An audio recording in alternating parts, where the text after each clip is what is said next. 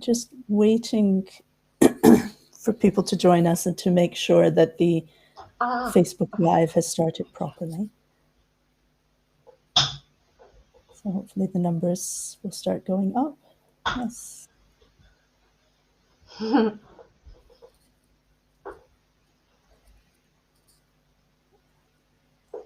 Okay, Bismillah ar-Rahman ar-Rahim. Assalamu alaikum wa rahmatullah. Welcome to Voice of Islam TV.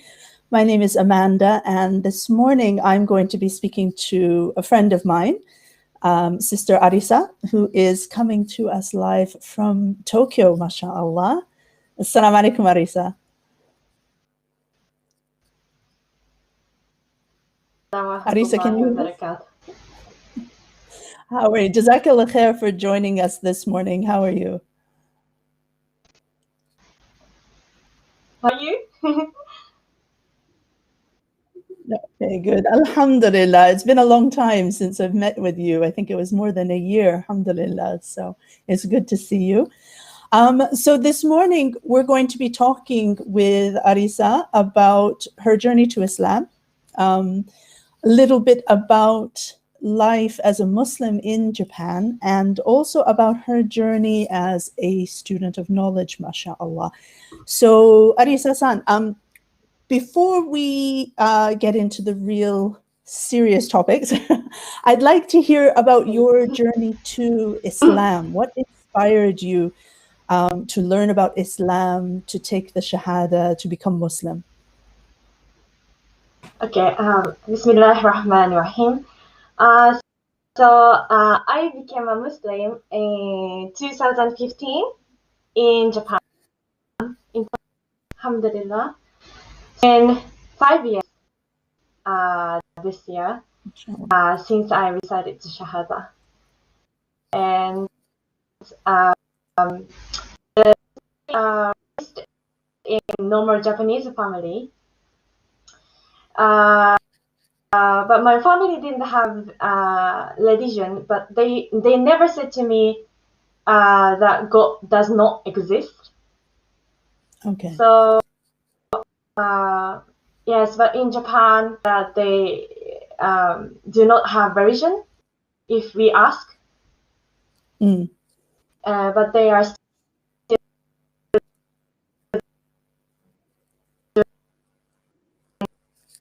religion. And however,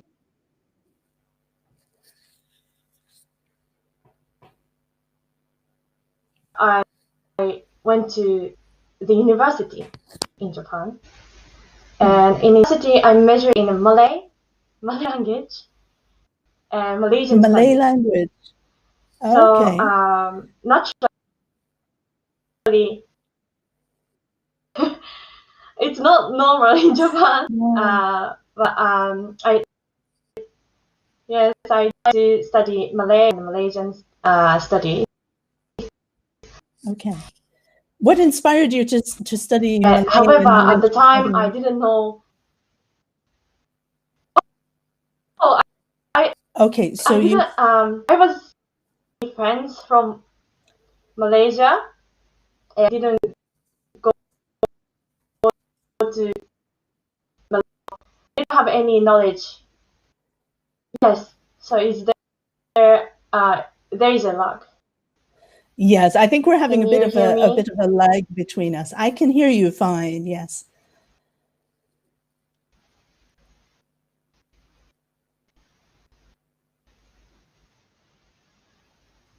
Okay. Let's keep going. So, so you were telling us about your studies in Malay language and Malaysian studies.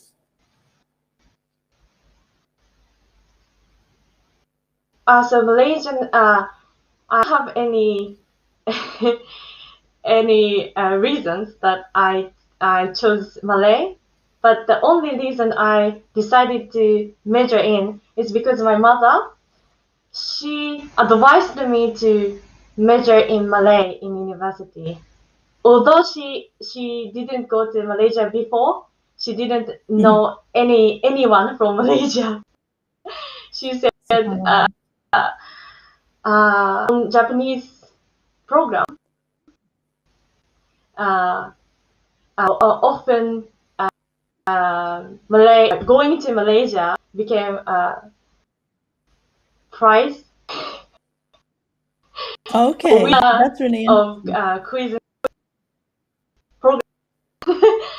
Yes, Okay. so if traveling to Malaysia becomes a prize to Japanese people, Malaysia would be a nice country. MashaAllah, that's really interesting. So your mother advised you to learn Malay because going to Malaysia was a popular thing to do. Yes. Is that right? SubhanAllah, that's so interesting. Okay, so you're studying Malay language and Malaysian culture, but you didn't realize that a large number of the people of Malaysia are actually Muslim. And indeed, Malay people are Yes. mostly Muslims, subhanAllah. Yes. So how did this happen? Was it part of your studies then to learn about Islam? Oh, I had to study Islam because my obviously my teachers in Malay course were Muslims, and I had to know their religions. So in university I took Islamic course, but Okay. it was taught by a Christian teacher. Oh, really? So SubhanAllah. Okay. Allah.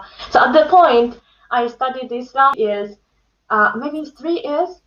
from Japanese teachers, and I did it just for my degree. Just academic study then, Yes. not actually as No. looking into it Mm. for a way of life. So what was the transition then? How did you move from academic study of Islam taught by Japanese or Christian teachers and then move to considering Islam for yourself? Mm. I was very interested in religions all over the world. So Mm. I was searching for many religions, including Christianity or Buddhism, but I also searched Islam. But at the time, I thought that I know inside my heart, I thought that Islam was only for Japanese. Mm. Mhm. And however, I think in third year in university, my Muslim friends from Malaysia, they invited me to go to mosque in Japan. I followed them, Okay. and saw I saw Muslim people in Tokyo, and I was very moved by their prayers because I knew Mhm. Muslims are praying 5 times in a day, and they are worshiping Allah. However, I thought as I've told you, it's only for foreign people, but Yeah. it actually happened in Japan, in my country. Although I SubhanAllah. saw only foreign people at the masjid, but I was very shocked. I thought that I knew about Islam because of my studies in university, but I realized that I didn't know anything about Islam. SubhanAllah. It's different when SubhanAllah. you see it alive in front of you, isn't it? When Yes, you just read yes, the books, it feels so distant. But when you see people praying, people worshiping Allah, people reading Qur'an, reciting Subhanallah, the feeling is it brings it alive, Subhanallah. yes, That's SubhanAllah. really a beautiful story, mashallah. So how did you then take Shahada? What So, but moved you to take Shahada? the reason why I recited Shahada is I read the Quran, Mhm. um, with on the first day I read the Quran, I felt hidayah. Alhamdulillah. I felt like I need to become a Muslim now, because I knew that I know this is the truth, and I felt like I can't live without Allah subhanahu wa ta'ala. I can't deny this even though I know this is the, and when I read the Quran, for this, there's no translation, and I read English and Malay before. I understood, because of my language barrier. I could, but when I read the Japanese translation, understood what the Quran, what's the so what's the message inside the Quran. Yeah. And, I was crying. I couldn't stop crying. Subhanallah. And I felt like, oh, it was everything that I felt, and I'm feeling, I will feel, and I was the only to know the message from Allah. Subhanallah. So did you take Shahada you took Shahada in Japan, did you?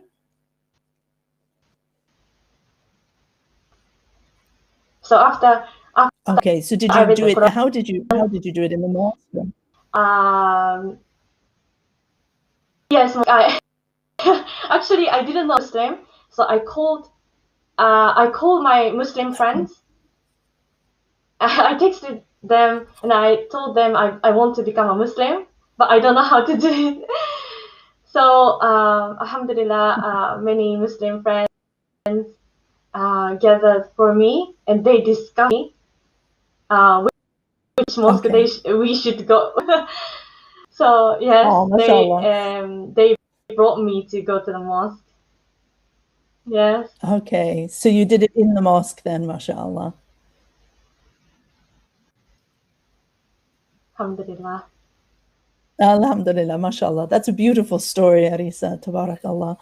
Jazakallah khair for sharing that with us.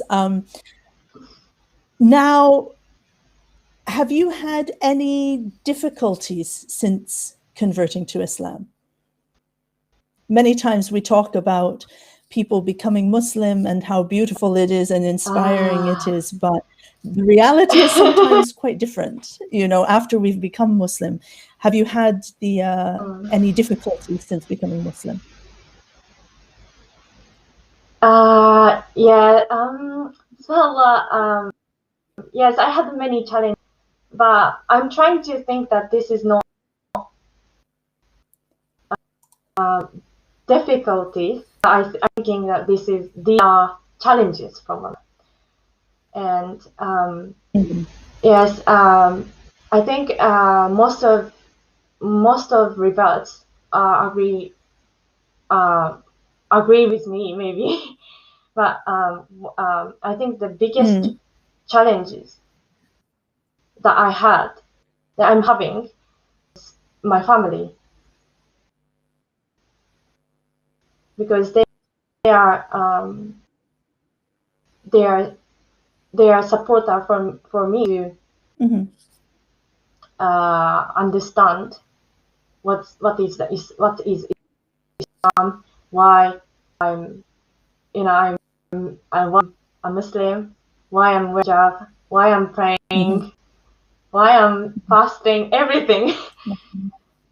Like I had to have time to study Islam. They also needed to take a time. I think it can be difficult for our families to understand because, like you said, you originally thought that Islam is not something for Japanese people, that it's something for Yes. people from other countries. And I was the same, subhanAllah. I thought the same thing, you know, Islam is not for Western people. And so, of course, you know, when we accept Islam and we embrace Islam, our families are thinking the same thing. What happened? You know, what happened to our daughter? Why is she changing? Why is she becoming, you know, choosing this religion that's not for our people? Subhanallah. So it can be a challenge. How did you overcome this challenge with your family? Yes.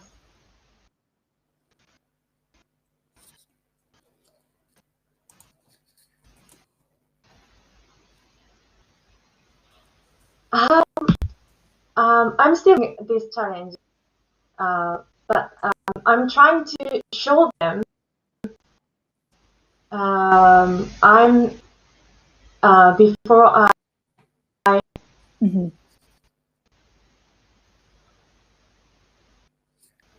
Oh, can Sorry, we're just having, I think there's a bit of a lag. Arisa, if you could close any other software on your laptop, that might help. Okay, Bismillah. Sorry, I I don't interrupted you. open anything so other than. Sorry. It's okay. Sorry. I don't know why it's. Yeah, it's okay. I think what we're going to do is, inshallah, come another time to finish our conversation, because we seem to have some technical problems, and I'm not sure if it's from our side or from Arisa's side. Alhamdulillah ala kul hal, but I think what we'll do is come back another day. So if those of you who joined us, I do apologize that this has happened. But you know, these things do happen. We're speaking from, I'm in the UK, Arisa is in Japan. The brothers organizing this are in New Zealand. So perhaps we'll come back another time, if that's okay. Or actually, one of the brothers is saying that we can restart. Shall we do that? Shall we all log off and then come back on and restart? Arisa-san, are you okay to do that, please? Yes. Okay. Should I leave this chat? I think, yes, what the brother is saying, that let's stop and we'll restart. And then we'll try again, inshallah. Is that okay? Sorry about this. And to everybody who's viewing, I do apologize for this. We will try and come back in a few minutes. If not, we will put up a post to say when we will come back with Sister Arisa, inshallah. Jazakallah khair, everybody. Assalamu alaikum wa rahmatullah.